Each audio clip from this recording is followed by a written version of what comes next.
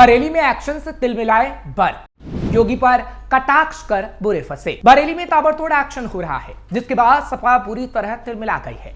और तो और सपा सांसद जियाउर रहमान बर्क ने तो ऐसा कुछ कहा जिसके बाद पुलिस का डंडा चलना उन पर तय माना जा रहा है, क्योंकि संभल जैसे हालात बर्क बरेली में पैदा करने की कोशिश कर रहे हैं, जो योगी के रहते तो बिल्कुल नहीं हो पाएगा।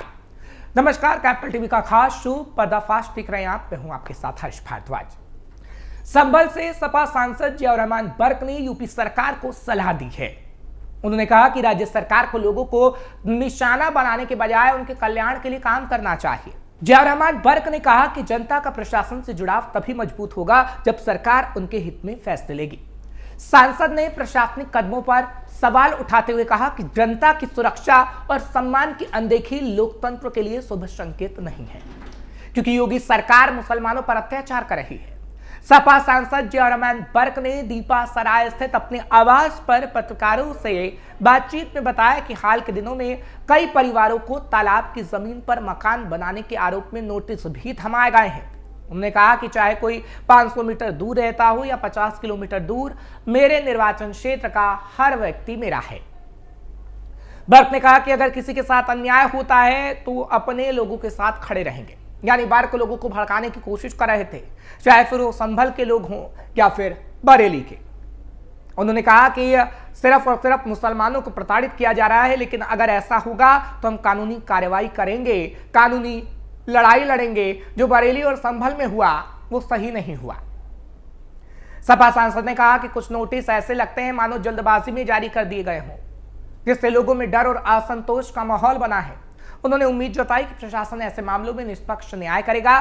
बर्क ने कहा कि सरकार को दमन की बजाय विकास की नीति अपनानी चाहिए, क्योंकि जब जनता को लाभ मिलता है तो वो खुद प्रशासन से जुड़ जाता है।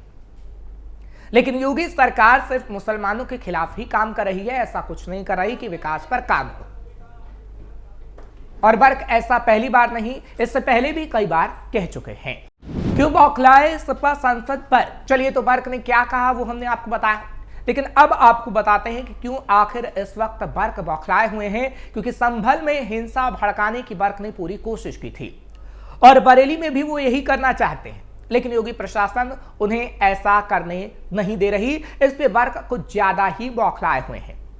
अब यहां संभल की भी बात करते हैं, क्योंकि संभल हिंसा में उनका नाम सामने आया था। संभल हिंसा में बर्क का आया था ना। उत्तर प्रदेश के संभल में पिछले साल 24 नवंबर को शाही जामा मस्जिद सर्वे के दौरान भड़की हिंसा मामले में समाजवादी पार्टी सांसद जियाउर रहमान बर्क की भूमिका पर सवाल उठे थे। पुलिस की जांच में एक के बाद एक सच सामने आ रहे थे। जामा मस्जिद सर्वे के विरोध की साजिश में घिर चुके संभल के सपा सांसद जियाउर रहमान बर्क का बच पाना मुश्किल लग रहा था। पुलिसिया जांच में जब कॉल डिटेल्स खंगाली गई तो सपा सांसद जियाउर रहमान बर्क की भूमिका पूरी तरह संदिग्ध निकलकर सामने आई थी, इसलिए वो बौखलाए हुए हैं। संभल हिंसा मामले में गिरफ्तार शाही जामा मस्जिद इंतजामिया कमेटी के सदर जफर अली ने पूछताछ में स्वीकार किया था कि हिंसा से पूर्व और बाद में सपा सांसद जियाउर रहमान बर्क पल पल की जानकारी ले रहे थे।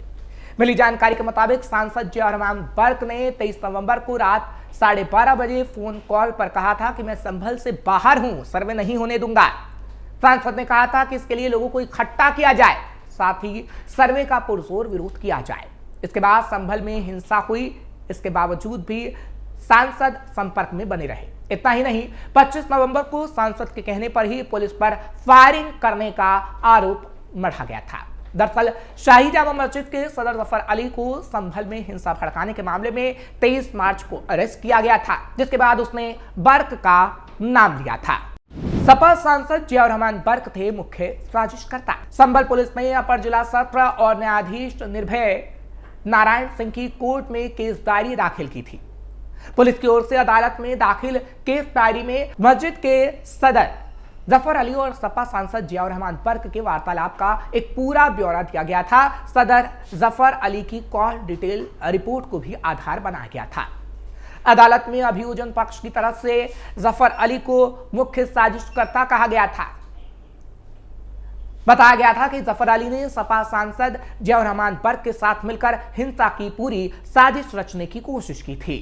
वकील ने दी थी बर्क को लेकर जानकारी। इससे पहले आपको याद होगा कि किस तरीके से शासकीय अधिवक्ता हरिओम सैनी ने पूरे मामले में मीडिया को बताया था कि पुलिस की ओर से दाखिल केस डायरी में पुलिस अधिकारियों की सदर जफर अली से पूछताछ का ब्यौरा दिया गया था।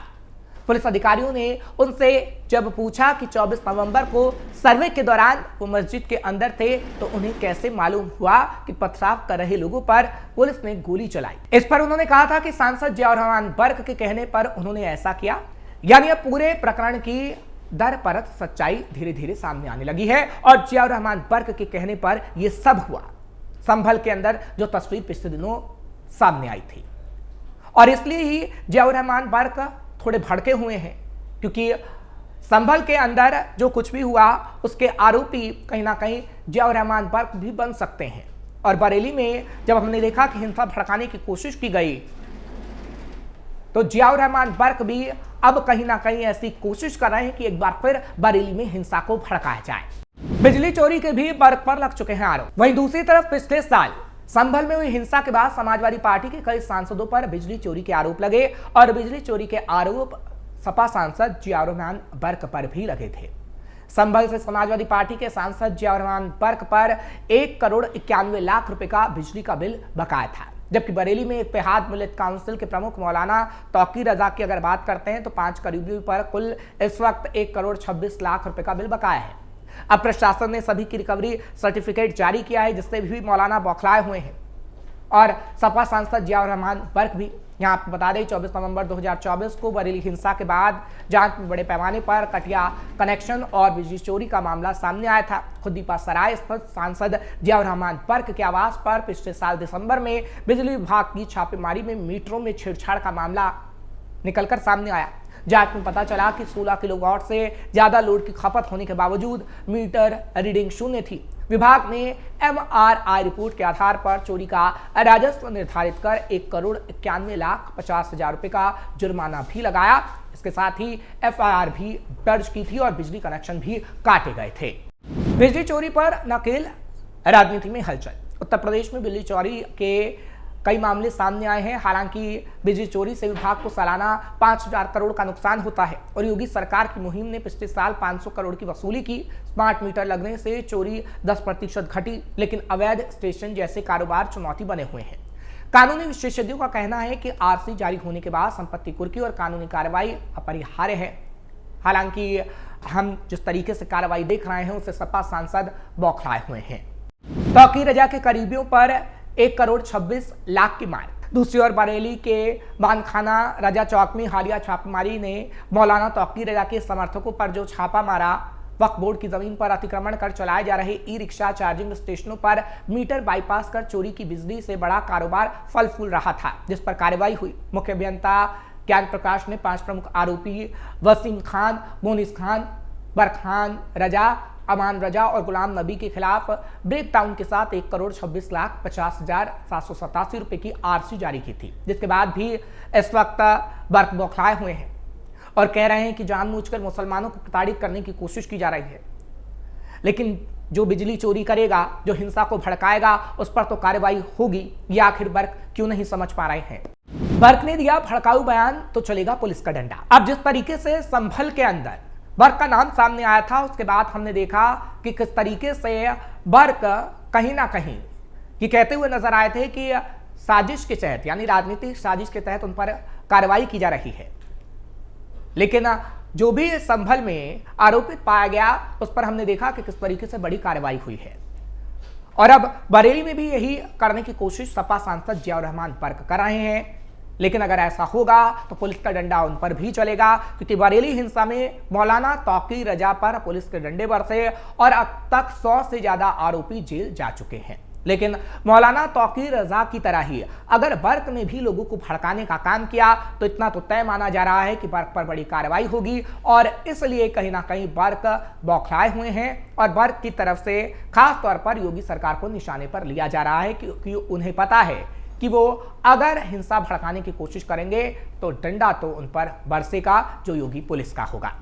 आपको ये खबर कैसी लगी कमेंट सेक्शन में जरूर बताएं। खबर को लाइक शेयर करें, कैपिटल टीवी को सब्सक्राइब करना मत भूलिएगा।